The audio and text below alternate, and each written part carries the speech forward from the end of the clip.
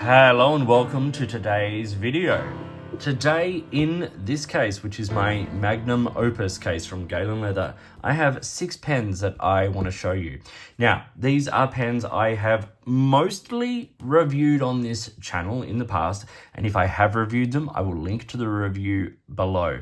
Most of these have been featured in other videos here. So, what today's video is 5...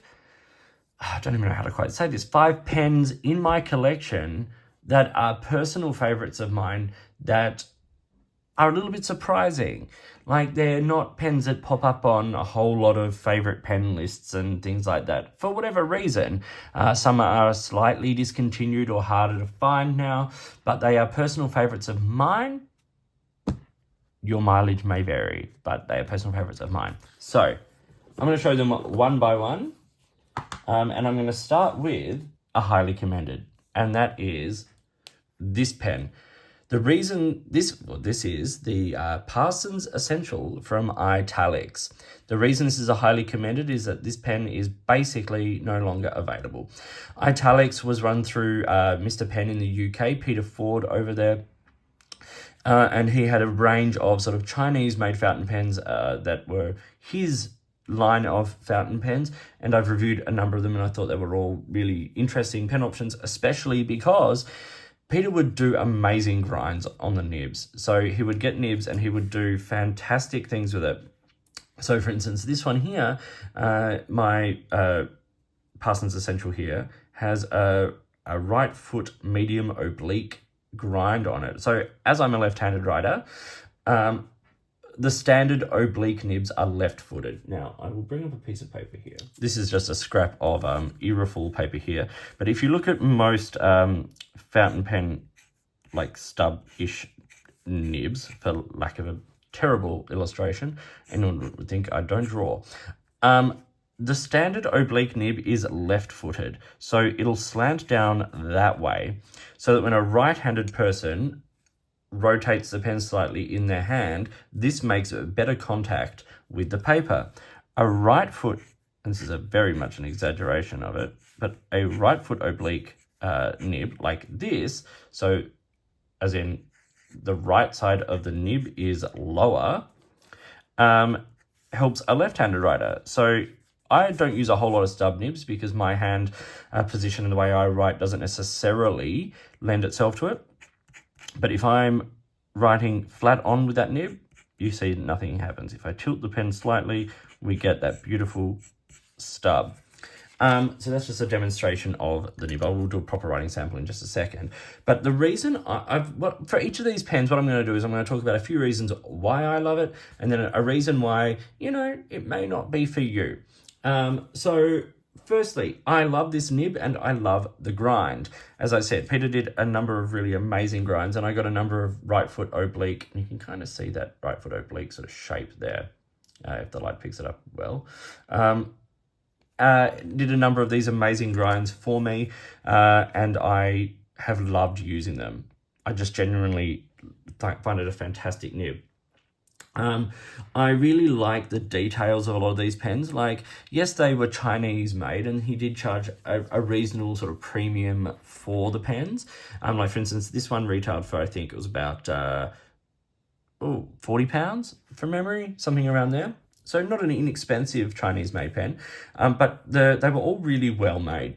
So, like the build quality, the threading, like there's a nice sort of liner in the cap there that makes that threading beautiful and smooth. It was a nice size, all those kinds of things. The build quality was always really fantastic.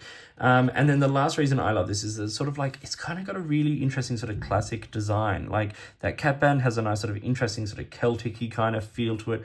This particular finish, the burgundy sort of maroon sort of color, gave it a nice sort of vintagey feel, and the shape and size is quite vintage inspired as well. Didn't have a big nib on it, but as I said, an amazing nib grind.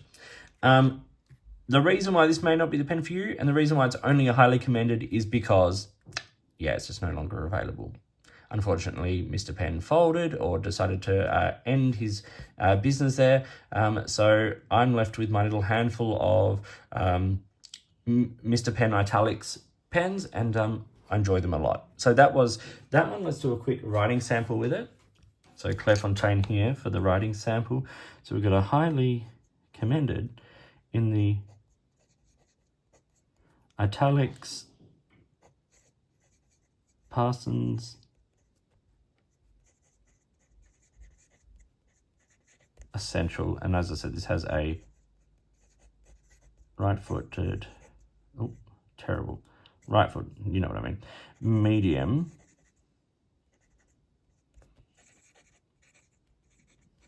oblique. Now, as you can see, when I write with the stub nib, being left-handed, we just get like a very, very broad line, but occasionally you just get a little bit of flair in the writing that just makes it nice. The ink in this today is Pilot Iroshizuku Syun-Gyo. Very, very cool ink. And a lovely, lovely pen to write with. One I enjoy a lot, and that's why it's on my surprising 5 favorite pens list. Now let's work through this list. Now this is in no particular order. I just wanted to say that. So next on the list is a pen from Faber-Castell, and it is the Essentio. This is the aluminium body version in the blue. It's got a plastic cap. It's kind of slightly weird looking. It's got a strange little grip on it, or massive grip on it. But this pen, with this extra fine nib, writes like a dream. So what are my reasons for this pen? Well, firstly, once again, I'm going to say, and this is a trend we will see here, the nib. It writes spectacularly, it writes reliably, all that kind of stuff. You'll see in the writing sample, just lovely pen to write with. I really like unposted. I will say unposted. I love the balance and size of this pen. It's got such a nice length. The weight is good. The weight is perfectly balanced in my hand. Those grooves on the section aren't so pronounced to be uncomfortable. They just add a nice little bit of grip.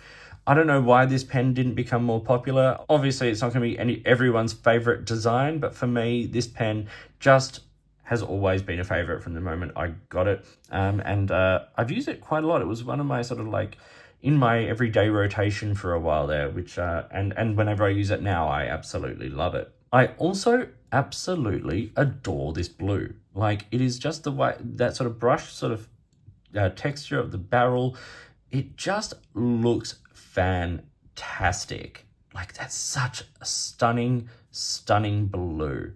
So why not get this pen? I think the biggest problem I have with this pen is its posted length and balance. It just becomes stupidly long.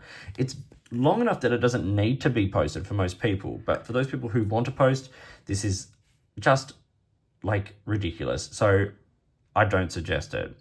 Now, this pen, if you can still get it, and it's getting harder and harder to find. I don't know if Faber-Castell have discontinued this, but a lot of retailers are just like getting rid of it.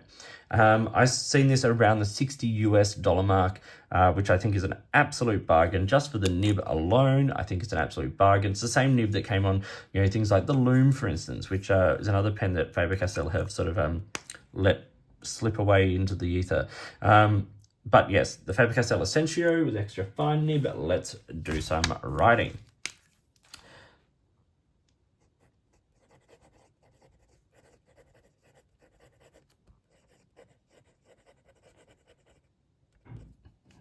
This is an extra fine steel nib. And the ink in this is a Caran d'Ache. It is Infinite Grey.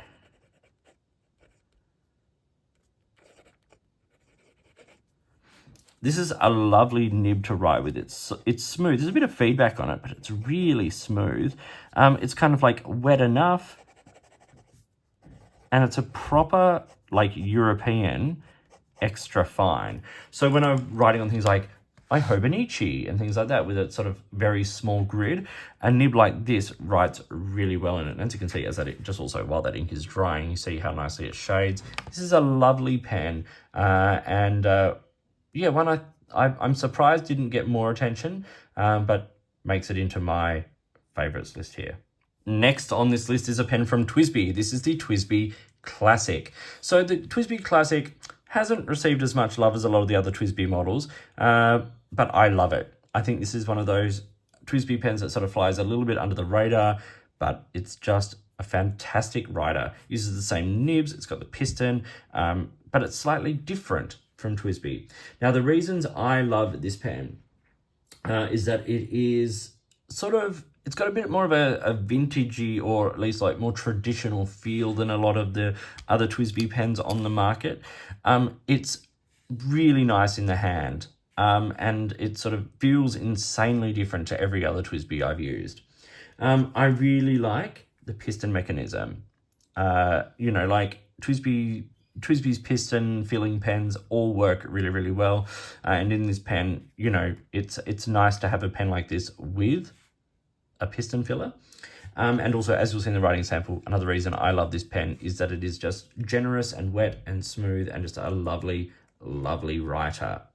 This pen retails for about US $50, which I think is a bargain for a nicely constructed pen that writes well, that doesn't have some of the faults of other Twsbi pens in terms of cracking and things, as far as I'm led to believe. Like, I've not had a problem with this. I've been using this pen for a few years now, never had a problem with it.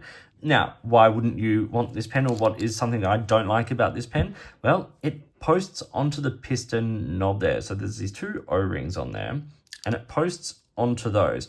Any pen that posts onto the piston knob is like a mini red flag for me, because if you go to unpost it and you twist or you bump it while you're using it, you can activate that piston enough to make ink sort of spurt out the pen. You don't want it to spill, you don't want it to drip. So any pen that posts onto the piston knob, red flag for me. So I don't write with this pen posted, which does make it slightly smaller, but still a very comfortable, convenient pen. Let's do some writing with the Twsbi Classic in blue. This has a medium steel nib and Twsbi black, standard black ink. Okay. So once, as I said, smooth, gorgeous, wet writer. I sometimes have to limit the ink or choose the ink carefully for this pen. If I put a super wet ink in it, or a super aggressive ink in it, it is too much of this pen. It does write quite wet, but what a writer it is. And one of those pens that has, as I said, slipped slightly under the radar of the pen community. Okay, next is a pen from South Korea, and it is the Eureka Symmetry. This pen is made of the material PEEK, which is an industrial plastic. This is an amazing pen. Now, Eureka make a range of really interesting pens, but they make them in very small batches. They're all kind of like handmade and turned and all those kinds of things from these materials. And so availability super, super limited. Okay, so why do I love this pen? Well, I love the material. I love the feel of the material. Like, it's machined, but it's not sort of like, it's not been super, super polished within an inch of its life. So you can kind of feel the machining on it, but also it's got a really strong, robust sort of, yet lightweight sort of feel. I think it has a really awesome nib. Now, it's a number 6 size nib, and it's a Bock, but you know, Eureka, the people behind Eureka look after the nibs well. So it's always written well. It's been a joy to use. I also love the price point. So this pen retails, depending on the version you get, the nib, the things you want, for between like 50 to 70 US dollars when it comes up on the website. Or that's what it was, you know, when I originally filmed the review. It may be a little bit more expensive now, but a really reasonably priced pen, especially for what you get. And there are a range of different pens and materials. I have an ebonite pen from Eureka. They're doing some amazing things with Ultim now, you know, really cool stuff. The reason not to get this pen is, once again, if you are a person that needs to post their pen, that's not a strength of this pen. You can kind of post it, but it's not super secure.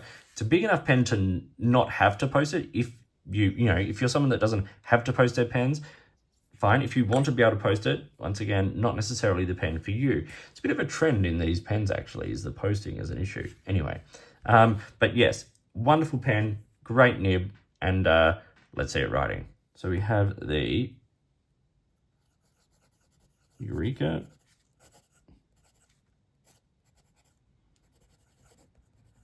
Symmetry, and I'll say this is in peak material.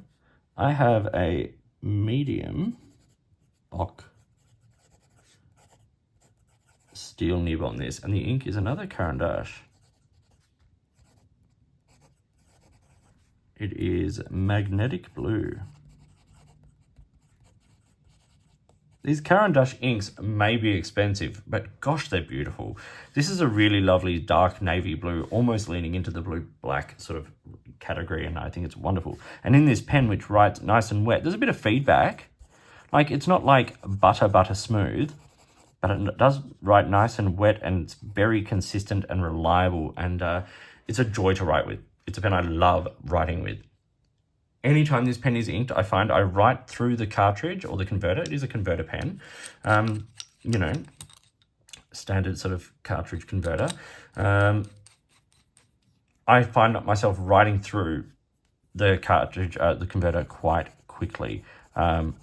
It's just a lovely pen to write with. So yeah, Eureka Symmetry here on the list. Okay, we have 2 pens to go, and I'm going to throw a little weird one in the mix here, and there's this. This is the Pilot Petit 1. Now, I have to say, this pen, I'm pretty sure, has been discontinued now. There are still a number of places that have them in stock, so if you're interested, grab one. Also, it takes its own cartridge size. So I tend to, reuse the cartridges, but there are ones that still, for like a very small price, you can still buy packs of 3 of these cartridges. So if you are a cartridge user of these pens and you see somewhere in stock, just grab them. Grab what you can while you can. Okay, the Petit one is basically not a disposable pen, but comes in the form of a disposable pen. It is a tiny pocketable pen. Like, here is a Kaweco Sport for scale. So you can see, small pen, lightweight plastic, comes in a range of fun colors, posts beautifully. There's like little notches on there that it posts into, and becomes like a really nice sort of comfortable smaller pen for, once again, carrying in your bag, chucking in a sling. I've got a couple of these lying around in like a different, it comes in like a brush pen and things like that as well, and I've got a couple of different versions of it floating around. But this particular one, the blue-black version here, has been a favorite of mine, and I've probably gone through about 10 cartridges in this over the last few years, because it just is one of those pens I don't use all the time, but it's always around because it's always inked and it never dries out. Like, this cartridge is almost done. Like, we're living on fumes here, right? It'll write still, it'll write to the last drop, no matter how long it's been sitting there, and that's one of the things I've always loved about the Petit. Let's talk about pros for this pen. Well, I've already said reliability, and I've alluded to portability, but the other thing, of course, given the form factor and all that, is the price. Now, as I said, it is pretty much discontinued by Pilot. In fact, I think it is discontinued by Pilot, but it's still available from some places, and you can get it around the $10 mark, or less, or slightly more, depending, but around that price. And as I said, the cartridges are 3 for $2 from some retailers. So super affordable, reliable, still from Pilot. It's a step up in my opinion, even though it's the same nib, I think, as the Varsity or V Pen. It's a step up because it uses cartridges, so you can refill it. You can eyedropper this with a little bit of sort of silicone grease and maybe an O-ring. I've never done it. I don't feel the need. I would rather refill the cartridges over again, with nice ink. I think the blue-black ink in this is one of my favorite blue-black inks as well, and you'll see it's beautiful, but it's different to regular Pilot blue-black. And those are basically the reasons why I kind of love this pen. It's affordable, it's portable, you just chuck it in your bag, it's reliable, it's always there, feels super comfortable to write with, like, it's got a lot going for it. So why not get this pen? Well, a lot of people would just dismiss this pen because it looks cheap. And it's just one of those things you see on the counter of a stationery shop or an office shop, and that's fine. It's absolutely fine. But for me, I really like the portability and the reliability of this pen. The other thing is that, as I said, it is a proprietary cartridge, but it's even more than that. It's beyond proprietary. It's just to this model, pretty much, because it is a smaller cartridge. So while it still, you know, functions in a lot of ways like a Pilot cartridge, you know, you're kind of limited here. So grab them while you can or refill as you can. Let's do some writing with it. So here we have the Pilot Petit one. This has a fine steel nib. And I'm going to call this Pilot Petit Blue Black.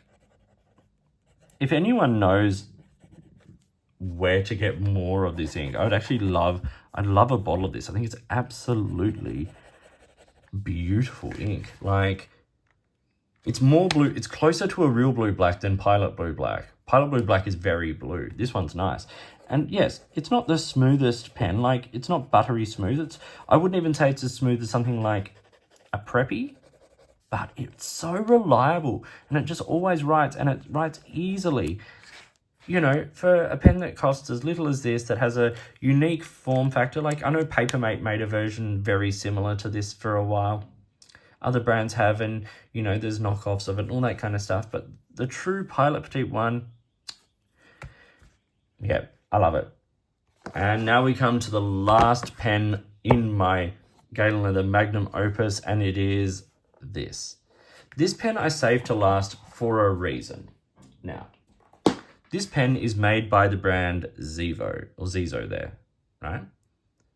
Now, this is the Incognito model, and this is a particular limited edition. This is 123 of 300 from 2020. But the Incognito model has a range of different colors. It is a solid brass lacquered pen body. It is a joy in the hand. It feels fantastic. Just a wonderful, wonderful pen. It does retail for about $220. It's not an inexpensive pen, but it's one of those pens that is always, always a favorite of mine. I don't show this pen enough attention on this channel, and I'm going to change that because this pen writes like a dream. It's a joy in the hand. It's got a little bit of a slim section there, but, you know, just absolutely gorgeous pen. That finish is just magical. The pen writes like a dream. So why, well, other than those things, why do I love it? Okay, firstly, that nib. When you see it writing, you'll get it. It's a gorgeous, gorgeous writer. It is a cartridge converter. It comes with the Schmidt converter, all that kind of stuff. Like, it's a solid pen. It knows what it's doing. And that nib writes like a dream. Next thing I love are the threads. There's something about these threads. Like, it just feels good to use them. Like, they're super smooth. They're well cut. Just lovely, lovely threads. And then, obviously, one of the stars of this pen is that beautiful finish. I think it looks amazing. And as I said, there's a range of different colors and things on the Xezo website, so lots to love here. So why not this pen? Well, it's heavy. Like, that's really all I sort of come up with. In the end, like, yes, people are not going to want a smaller steel nib. People are going to think the price is too high. This may not be everyone's aesthetic. But in the end, it's a beautiful pen that writes really, really well. So maybe those things, maybe the fact that it's a little bit heavy. Other than that, I can't fault this pen. So here we have the Xezo Incognito. I have this with a medium steel nib. And the ink in this is Diamine.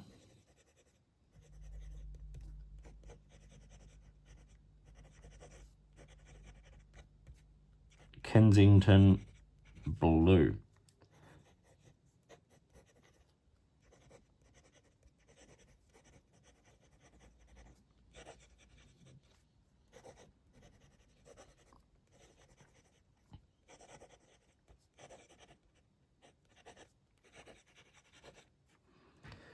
It writes so well.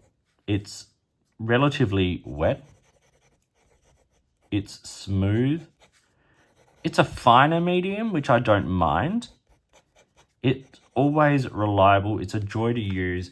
I just think this pen is fantastic. Now, this list was not in any order, but I did save this one for last. I think it's really worth a look. So yeah, the Xezo Incognito pen model here. So that was my list of 5 and highly commended pens that are surprising favorites of mine. Here they are, just also alongside Alamy Safari for scale. We had the Italix Parsons Essential, which I think is a wonderful pen, cartridge converter, great pen, sadly no longer available. The Faber-Castell Essentio, lovely pen in the hand, once again, cartridge converter, awesome steel Faber-Castell nib, like you can't beat them. The Twsbi Classic piston filling pen that I think has gone slightly under the radar over the recent years. The Peak Symmetry pen from Eureka, wonderful pen, solid pen, big pen, great writer. The Pilot Petit one, which is a little disposable, cheap little plastic pen that just writes beautifully and every time, and great for carry. Once again, discontinued, so grab it if you can. And then lastly, the Xezo Incognito, another cartridge converter pen. Beautiful solid metal build quality, great little nib on it, writes like a dream. And from a pen that do some pretty interesting pens, actually. I looked at one of their other pens recently, and there's one that's on my radar to look at again soon. So 6 pens that are surprising favorites in my pen collection that aren't your fancy Viscontis or your Pilot Custom 823s and things like that. These are just great pens that write super well, that don't get as much attention as some other pens, even from their own brands. Just wonderful, wonderful pens. So thank you for watching. Please like and subscribe, hit the notifications button, all that kind of stuff. If you've got products you think I should be looking at, or if there's a way you'd like to support the channel, I would love to hear from you. In the meantime, enjoy your pens, enjoy writing, and I'll talk to you soon.